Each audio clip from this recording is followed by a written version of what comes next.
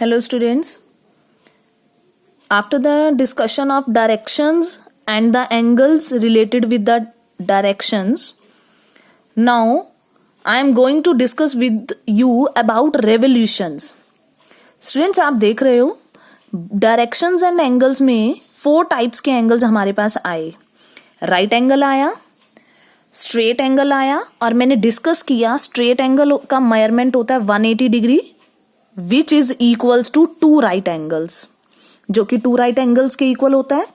When reflex angle 270 degree measurement will come, it means 3 right angle is forming, and when 360 degree complete angle will come, it means 4 right angles is forming. So students, now there are 4 possibilities. 1 right angle, when 2 right angle will come, when 3 right angle will come, and when 4 right angle will come. So students, when 1 right angle will come, for example between 2 directions right angle बन रहा है, 1 right angle आ रहा है, और 1 right angle का meaning होगा 1/4 revolution. Students, जहां भी 1 राइट एंगल बनेगा आप वहां बोलोगे कितना रेवोल्यूशन बन रहा है, 1/4 रेवोल्यूशन.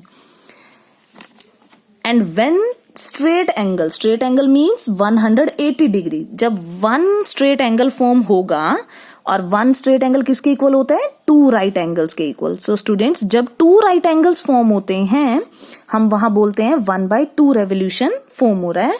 और 1/2 रेवोल्यूशन क्यों? बिकॉज स्टूडेंट्स आपके पास 4 डायरेक्शंस होती हैं.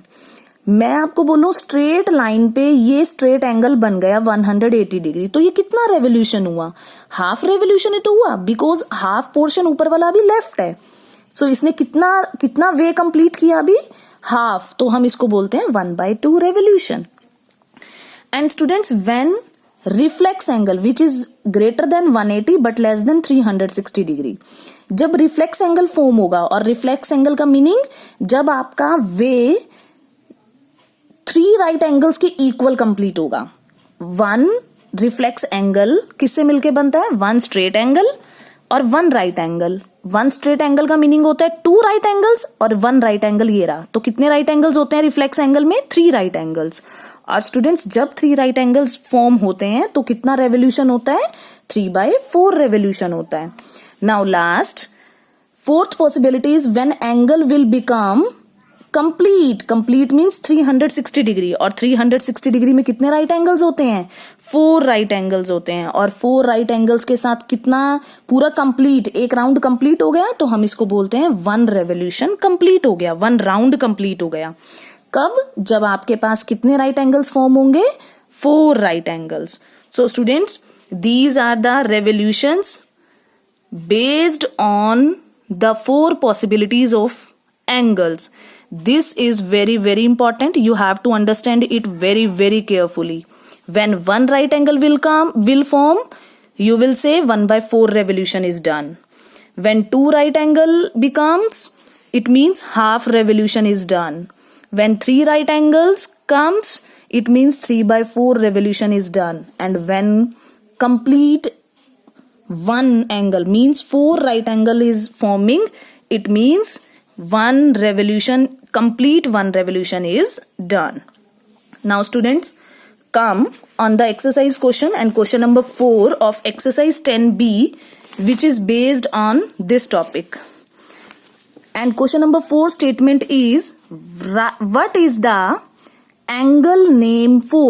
आपको एंगल का नेम बताना है. 4 किसके लिए, a part 1/4 of a revolution. Revolution का जब 1/4 पार्ट होता है, और जब 1/4 रेवोल्यूशन होता है स्टूडेंट्स, अभी डिस्कस किया 1/4 रेवोल्यूशन पे क्या बनता है स्टूडेंट्स, कितने राइट एंगल्स आते हैं, 1 राइट एंगल्स. सो आप क्या बोलोगे, इसका आंसर क्या दोगे आप, राइट एंगल. 1 राइट एंगल हुआ ना, तो 1/4 रेवोल्यूशन, 1/4 रेवोल्यूशन पे एंगल का नेम क्या होता है, right angle. Now B part, 3/4 of a revolution. एक रेवोल्यूशन का 3/4 का मीनिंग क्या होता है, 3/4. जैसे 1/4 का मीनिंग था 1/4. सो 3/4 रेवोल्यूशन कब बनता है स्टूडेंट्स, जब कितने एंगल्स बनते हैं, 1 straight plus 1 right means 3 right angles, और 3 राइट एंगल से कौन सा एंगल बनता है? Reflex angle. So students, B part answer is reflex angle. So this is the answer of question number 4. Now come to the next topic, in which we will discuss all these revolutions on clock. When the R hand moves, the revolution made by it. Students, अब हम clock में देखेंगे कि clock के अंदर जब हमारे पास R वाला hand move करता है तो कितना revolution complete होता है. स्टूडेंट्स, जैसे कि आप देख रहे हो, आपके पास यहाँ पे मैंने 4 वॉचेस बनाई हैं, 1, 2, 3 and 4th. Students, 1 by 1 we will discuss each clock. And now first clock. First clock में मैंने स्टूडेंट क्या किया, वॉच बनाई, टाइमिंग्स लिखा, हम मूव करेंगे क्लॉकवाइज. ओके, आपको पता है 1 by 4 रेवोल्यूशन में कितने राइट एंगल्स होते हैं? 1 राइट एंगल. और स्टूडेंट्स, अब आपको सिर्फ इतना देखना है, जब 1 राइट एंगल क्लॉक पे बना रहे हो तो क्लॉक पे क्या टाइम हो रहा है? हमें कौन सा टाइम लेना पड़ेगा जब 1 राइट एंगल बनाएंगे? तो 3 आवर्स, 3 बजे हमारे पास, जब हमारे क्लॉक के आवर्स वाला हैंड 3 o'clock पे होगा तो हमारे पास 1 राइट एंगल बनेगा. और जब स्टूडेंट्स 1 राइट एंगल इस तरीके से बनता है तो हम इसको बोलते हैं 1 by 4 रेवोल्यूशन. क्यों?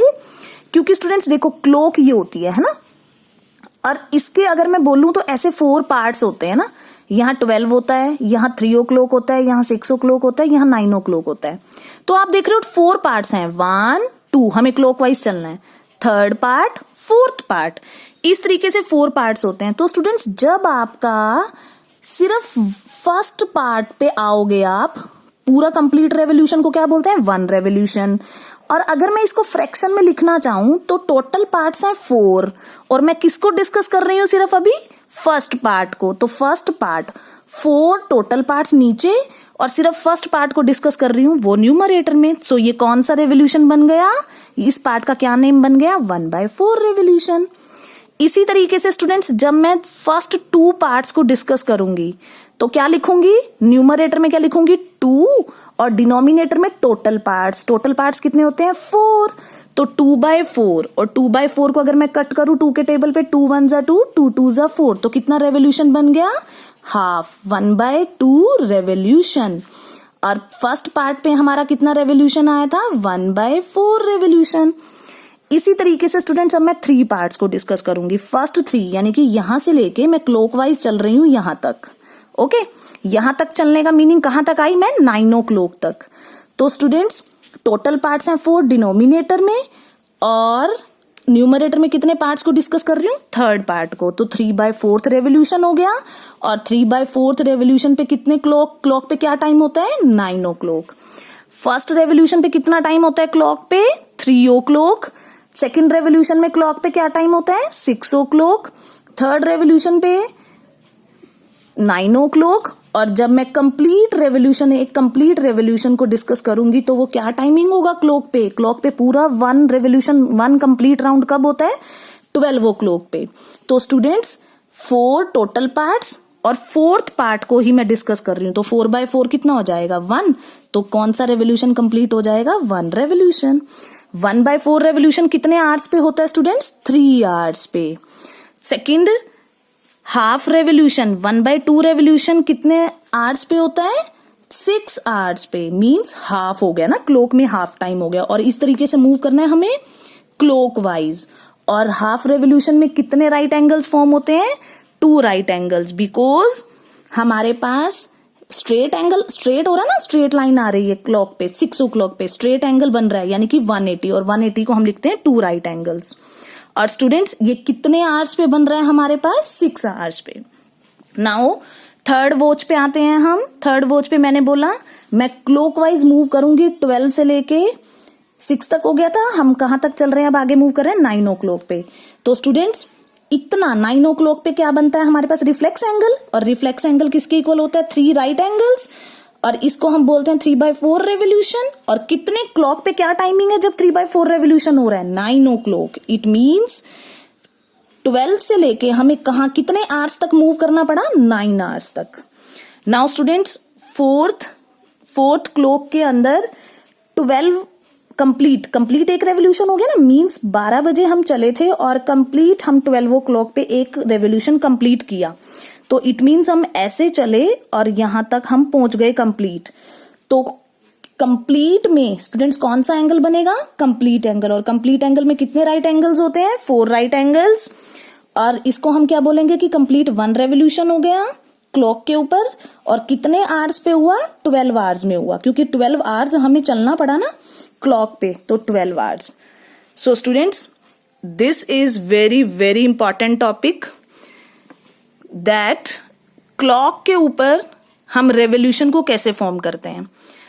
अब स्टूडेंट्स, आपको 3 थिंग्स, आपको you have to remember 3 things. Then when 1 right angle will come, 1/4 revolution will make. कैसे बनेगा वो मैंने अभी आपको बताया। टोटल पार्ट्स नीचे और न्यूमरेटर में जिस पार्ट को डिस्कस कर रहे हो।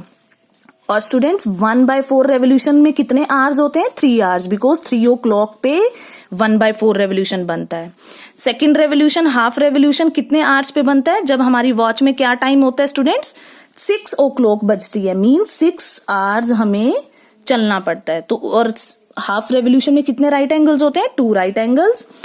And students, third revolution 9 o'clock पे होता है, 9 आवर्स का टाइम होता है।